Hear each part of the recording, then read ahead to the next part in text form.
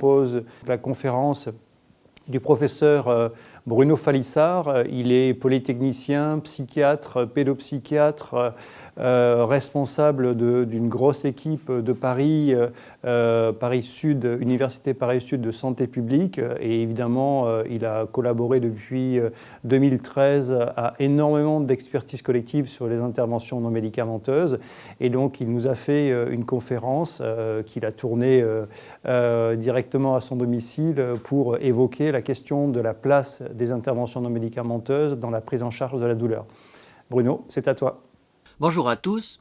Je vous propose de discuter pendant quelques minutes de la question du traitement de la douleur et de ses liens avec les interventions non médicamenteuses, en particulier sur le fait que le traitement de la douleur pourrait être considéré comme un paradigme des interventions non médicamenteuses. En effet, on commence à avoir une petite idée des indications qui poussent les gens à aller consulter pour bénéficier d'interventions non médicamenteuses. Alors bien sûr, il ne s'agit pas d'études épidémiologiques complètement bien bordées, pour la bonne et simple raison que c'est méthodologiquement impossible. On n'a pas de liste en France des soignants qui proposent des interventions non médicamenteuses, donc on ne peut pas échantillonner dessus, on ne peut pas faire d'épidémiologie descriptive sérieuse. Mais on commence à pouvoir croiser les sources d'information. La société Médoucine, régulièrement, propose au congrès de l'ICEPS des posters là-dessus. On a des tests de science avec des sondages en ligne qui interrogent des patients qui vont consulter pour des interventions non médicamenteuses. Et en croisant ces sources d'information, on réalise que les patients viennent consulter pour des problèmes psychologiques avec de la souffrance psychique, des pathologies fonctionnelles et puis des pathologies douloureuses, au premier rang desquelles des lombalgies. Donc la douleur semble bel et bien un des éléments centraux qui font que les patients viennent consulter auprès de ces soignants. Alors, premier point, revenons aux fondamentaux. La douleur, on a l'impression de savoir ce que c'est, parce que quand on se coince les doigts dans une porte, on a l'impression que tout le monde ressent exactement la même chose, d'ailleurs quel que soit le pays dans lequel on vit, que l'on soit un homme ou une femme, etc. Donc la douleur, ça a l'air facile à définir.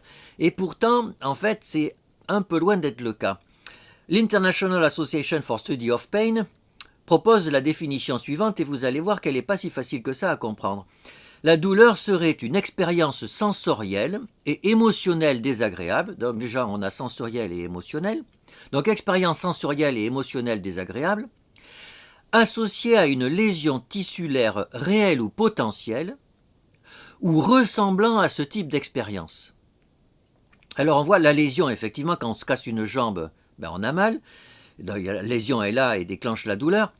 Potentielle, c'est-à-dire s'il y a une mise en tension d'un organe, la lésion n'est pas encore là, elle est potentielle et le stimulus douloureux arrive, mais il y a des situations, et on le sait bien, où en fait le sujet a mal et cette sensation qu'il éprouve correspond à celle qu'il éprouverait s'il y avait un dommage tissulaire. C'est là qu'on voit tout de suite que la notion de douleur est une notion plus compliquée que ce qu'on pourrait penser. Alors, heureusement, il y a une physiopathologie de la douleur qui permet d'y voir un petit peu plus clair. Quand on se coince les doigts dans une porte, il y a les récepteurs au niveau de la main qui transmettent une information pour dire qu'il s'est passé quelque chose qui n'aurait pas dû se passer. Donc il y a des nocicepteurs et l'information passe par les nerfs, la moelle épinière et elle arrive au niveau du cortex cérébral, cortex singulaire, insulaire, préfrontal. Donc on voit qu'en fait le message douloureux qui va déclencher les réactions plus ou moins rapides de retrait et de protection, en fait arrive dans des zones du cerveau qui vont associer vers un ensemble d'expériences émotionnelles du sujet. Et ce qui fait que quelque part, quand on a mal, en nous, résonne peut-être l'ensemble des situations dans notre expérience qui se sont rapprochées de peu ou de près à ce qu'on est en train de vivre, et c'est pour ça que le vécu douloureux est aussi un vécu émotionnellement très chargé. Alors je viens de prononcer le mot émotion, et vous savez qu'il y a un débat sur le fait que la douleur est quelque chose de registre des émotions ou pas. Alors, lisons la définition des émotions. Je prends la définition sur le Wikipédia francophone parce qu'elle est la plus explicite. La traduction du Wikipédia anglophone arriverait à peu près à la même chose et ces définitions sont issues de manuels de psychologie Campignon sur rue. Donc une émotion, c'est une expérience psychophysiologique complexe et intense La douleur est une expérience psychophysiologique complexe et intense, avec un début brutal et une durée relativement brève. Une douleur aiguë, ça a un début brutal et une durée relativement brève. Donc c'est une expérience de l'état d'esprit d'un individu animal. Donc on voit que les antispécistes sont sûrement passés sur Wikipédia, mais enfin peu importe, c'est vrai que les animaux ont mal aussi, donc pas de problème. Donc expérience de l'état d'esprit d'un individu animal lié à un objet repérable lorsqu'il réagit aux influences biochimiques internes et environnementales externes. La douleur, c'est exactement ça. C'est une expérience complexe et intense liée à une influence biochimique ou environnementale. Et donc, à l'évidence, la douleur devrait être considérée comme une émotion. Or, quand on regarde dans tous les manuels les émotions fondamentales, les émotions... Alors, même si le concept est un peu discuté, mais enfin quand même, on dit que quand il y a les couleurs fondamentales, il y a des émotions fondamentales, la joie, la colère, la peur, la tristesse, le dégoût, et certains rajoutent la surprise. Donc joie, comme émotion positive, il n'y en aurait qu'une, et puis comme émotion négative, colère, peur, tristesse, dégoût, et jamais la douleur. Donc pourquoi y a-t-il un consensus pour dire que la douleur est étrangère à toutes les formes d'émotions fondamentales, alors que quand on regarde les définitions, la définition de la douleur est complètement compatible avec la définition d'une émotion. Alors pourquoi ? Peut-être parce que, quelque part, c'est le corps qui a mal dans notre imaginaire. On se coince les doigts dans la porte, donc on a mal. C'est le corps qui fait qu'on a mal. Alors que les émotions, elles sont vécues à l'intérieur de nous.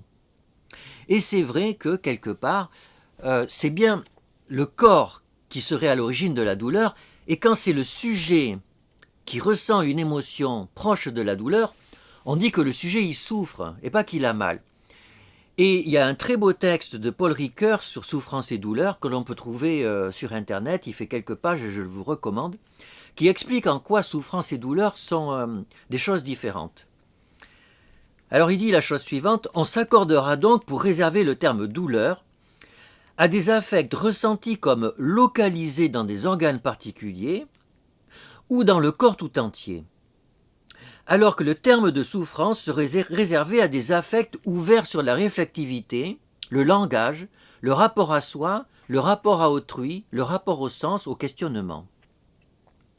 Donc la douleur serait dans le corps et la souffrance dans l'existence. C'est moi qui résume ce qu'il vient de dire. Mais la douleur purement physique, reste un cas limite, comme l'est peut-être la souffrance supposée purement psychique, laquelle va rarement sans quelques degrés de somatisation. Ce chevauchement explique les hésitations du langage ordinaire. Nous parlons de douleur à l'occasion de la perte d'un ami, mais nous déclarons souffrir d'un mal aux dents.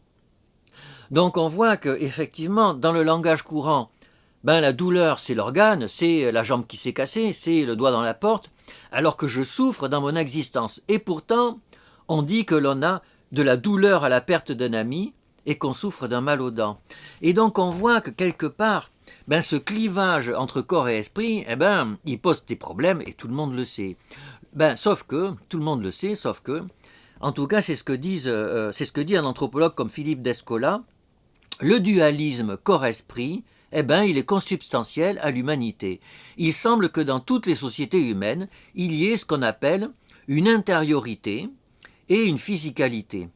Donc les humains auraient à l'intérieur d'eux quelque chose que l'on appelle un esprit, et puis ils savent aussi qu'ils ont un corps qui est matériel. Et d'une société à l'autre, c'est notre façon de penser l'intériorité et la physicalité qui changent. Par exemple, nous, notre physicalité, on la partage avec les cailloux, avec les animaux, avec la rivière. Nous sommes constitués d'atomes. Alors que notre esprit est différent de l'esprit du ver de terre ou de la rivière. La rivière n'est pas d'esprit et le ver de terre, vraisemblablement pas trop. Alors que pour les animistes, leur esprit est en communion avec l'esprit de la rivière, alors que leur corps, bien entendu, n'a rien à voir avec celui du ver de terre. Donc il y a un dualisme esprit-physique qui, en particulier, structure très fortement notre médecine occidentale. Et ce qui fait que d'un côté, eh bien, quand vous avez de la souffrance qui est liée à l'intérieur de vous, souffrance qu'on appelle émotionnelle, eh bien ça va vers une discipline particulière qui est la psychiatrie. Et quand vous souffrez en lien avec votre corps, eh bien ça va vers d'autres spécialités qu'on appelle spécialités somatiques. Et c'est pour ça d'ailleurs que les spécialistes de la douleur, le plus souvent, mais il y a des exceptions notables, ne sont pas des psychiatres, ils sont des anesthésistes par exemple. Alors naturellement, dans la réalité clinique, tout est plus compliqué. Et il y a tout un tas de maladies pour lesquelles on pourrait discuter. Quand un accident vasculaire cérébral, par exemple, il peut avoir des séquelles motrices. Et donc à l'évidence, c'est le corps qui est touché, c'est pas l'esprit. Mais il y a des accidents vasculaires cérébraux qui n'affectent pas le fonctionnement du corps, mais uniquement le fonctionnement de l'esprit. Et dans ces cas-là, pourquoi ce ne seraient pas les psychiatres qui s'en occuperaient? Pareil aujourd'hui, alors la sclérose en plaques et la maladie de Parkinson ont une symptomatologie motrice, mais en fait, elles touchent aussi, ces pathologies, beaucoup la vie émotionnelle, et certains commencent à dire que la maladie de Parkinson et la sclérose en plaques sont des maladies neuropsychiatriques. Et à l'opposé, on sait aujourd'hui que dans la schizophrénie, il y a des prodromes avec une symptomatologie motrice, et de la même façon, dans la dépression, le corps souffre. Les patients sont constipés, par exemple, ont du mal à dormir, et donc il y a de la physicalité dans la dépression ou dans la schizophrénie. Et il y a même, dans l'asthme par exemple, on a montré que des psychothérapies pouvaient être efficaces sur le volume expiré maximum seconde, alors que l'asthme est considéré comme une maladie somatique et le VEMS est purement lié à la physicalité. Et d'ailleurs, quand on commence à dire que dans l'asthme, les psychothérapies peuvent être efficaces, tout de coup les gens répondent non et ils sont choqués. Alors pourquoi les gens seraient choqués de dire que quelque part la sclérose en plaques, des AVC ou l'asthme sont en partie des maladies psychiatriques? Eh bien vous le savez, c'est que quelque part c'est pas bien considéré d'avoir une maladie psychiatrique. Et quand on y réfléchit de plus près, d'ailleurs on trouve ça dans l'étymologie. Psychiatrie ça vient de esprit. Esprit en latin c'est spirare, spirare c'est le souffle, le vent, et vous savez quand on dit c'est du vent, c'est rien. Et donc les patients psychiatriques, toutes les maladies psychiatriques, plus ou moins directement, sont considérées comme des maladies du rien du tout. Et d'ailleurs, pour beaucoup, être psy c'est d'être un malade imaginaire. Alors, après ce préliminaire un peu long, mais qui était nécessaire, on va revenir aux interventions non médicamenteuses. Souvenez-vous de la définition qu'on en donne maintenant. En grande partie grâce à Grégory Nino, il faut le reconnaître. Les interventions non médicamenteuses sont des interventions non pharmacologiques fondées sur des données probantes, hors chirurgie et dispositifs médicaux. Donc non pharmacologique, non chirurgie, non dispositif médical. Alors au bout du compte, ces interventions non médicamenteuses, si elles sont non pharmacologiques, ni chirurgicales, ni dispositif médical, en fait, ce sont des maladies. Alors, j'allais dire, ce sont des maladies qui ne s'intéressent pas au corps. Mais non, le corps, vous allez voir, c'est pas le bon mot. Ce sont des maladies qui ne s'intéressent pas au soma. Le soma, c'est l'ensemble des cellules qui nous constituent. Et on voit bien qu'un produit pharmacologique, il agit sur les cellules. Et d'ailleurs, c'est pour ça qu'on va le comparer à un placebo. C'est que le placebo, lui, quelque part, il n'agit pas directement sur les cellules. Et la chirurgie, bien sûr, le dispositif médical, ça agit sur les organes, c'est-à-dire sur les cellules. Donc, les interventions qui ne sont pas les INM, elles agissent sur le soma. Eh bien, les INM, elles agissent sur ce qui n'est pas le soma. Alors, qu'est-ce qui n'est pas le soma? Alors, bien sûr, ce qui relève de la psychologie, et effectivement, beaucoup d'interventions de psychothérapie relèvent de la définition des interventions non médicamenteuses. Et puis, il y a aussi, les INM vont agir sur des pathologies qui sont laissées vacantes par la médecine somatique. Pourquoi elles sont laissées vacantes, ces pathologies? Parce que ce sont des pathologies du corps, mais pas du soma. Le corps comme le lieu imaginaire où nous situons notre physicalité. C'est-à-dire que nous avons des organes, mais bien entendu, ces organes, ils nous sont complètement inaccessibles. Jamais vous ne verrez votre cœur ou votre vessie ou vos reins, en tout cas je vous le souhaite, sinon ça veut dire que ça ira pas très fort. Mais par contre, nous avons une représentation imaginaire de ce corps. Et parfois, notre souffrance elle est en lien avec notre corps, sans que les médecins de la médecine occidentale arrivent à trouver quoi que ce soit dans le soma. Et ça les met bien dans l'embarras. Et du coup, ils ont du mal à nous soigner.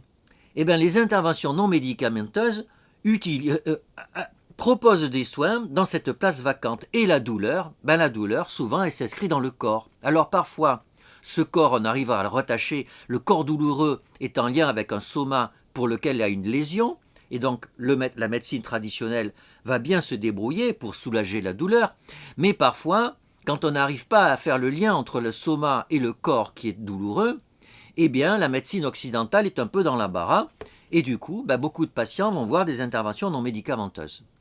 Alors on va dire, pourquoi pas? Et pourquoi pas? Si ces INM permettent à ces patients douloureux de retrouver une vie dans laquelle la douleur a moins de place, c'est très bien. Oui, sauf que, souvenez-vous, dans la définition des interventions non médicamenteuses, il faut qu'elles reposent sur des données probantes. Ça veut dire quoi? Ça veut dire qu'il faut qu'il y ait non seulement des évaluations scientifiques de leur efficacité, mais aussi des études scientifiques pour essayer de comprendre comment elles fonctionnent, le mécanisme d'action des interventions non médicamenteuses. Et là, on est embêté. Parce qu'aujourd'hui, la science, elle arrive assez bien à expliquer le fonctionnement du corps et les dysfonctionnements. La science, elle arrive à peu près bien à expliquer comment fonctionne l'esprit, avec toutes les formes de psychologie qu'on a aujourd'hui. Mais les liens entre l'esprit et le soma, ça, aujourd'hui, c'est compliqué à expliquer. Alors, on voit que les neurosciences commencent à ouvrir des portes intéressantes, et peut-être que dans 5 ou 10 ans, on aura des explications à ces liens complexes entre esprit et soma. Mais aujourd'hui, ce n'est pas le cas. Et alors, comme ce n'est pas le cas, il y a un risque. Et ce risque, c'est que, pour expliquer le fonctionnement de ces interventions non médicamenteuses, qu'on fasse appel à des conceptions magiques. Et là, c'est potentiellement un problème. Parce que, autant, moi je trouve nous avons le devoir d'accepter un patient qui vient avec des explications magiques concernant ses problèmes de santé.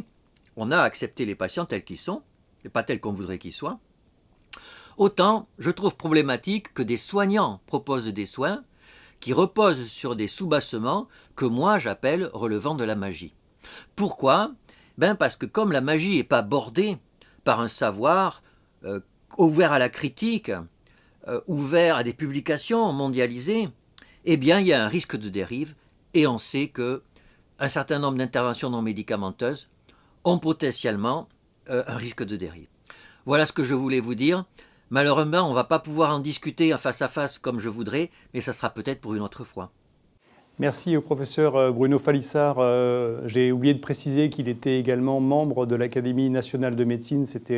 Et c'est un grand spécialiste des interventions non médicamenteuses. Merci beaucoup Bruno d'être intervenu.